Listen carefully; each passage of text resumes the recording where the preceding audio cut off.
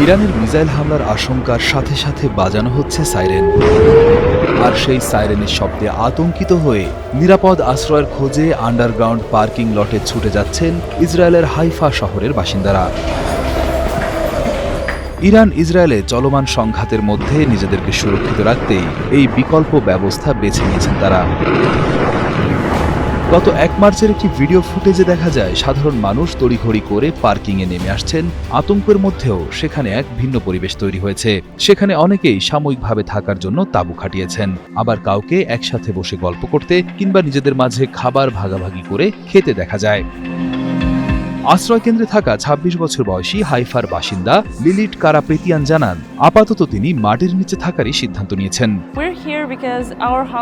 আমাদের বাড়িতে কোনো বম শেল্টার বা বোমা হামলার সময় লুকানোর নিরাপদ জায়গা নেই। বিশেষ করে ইরানের সাথে এই যুদ্ধের সময়টা বেশ ভয়ের, তাই আমরা বন্ধুদের সাথে এখানে থাকার সিদ্ধান্ত নিয়েছি।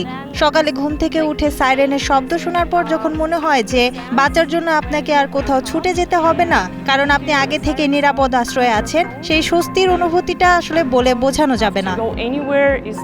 আরেক বাসিন্দা ২৬ বছর বয়সী ড্যানিয়েল অ্যাডস্কি বলেন, তিনি বাড়ির চেয়ে এখানেই বেশি নিরাপদ বোধ করছেন। আমার বাড়িতে একটি নিরাপদ কক্ষ আছে ঠিকই, কিন্তু সেখানে আমি নিজেকে পুরোপুরি নিরাপদ মনে করি না। তাই যুদ্ধের এই মানসিক চাপ থেকে কিছুটা স্বস্তি পেতেই এখানে চলে এসেছি।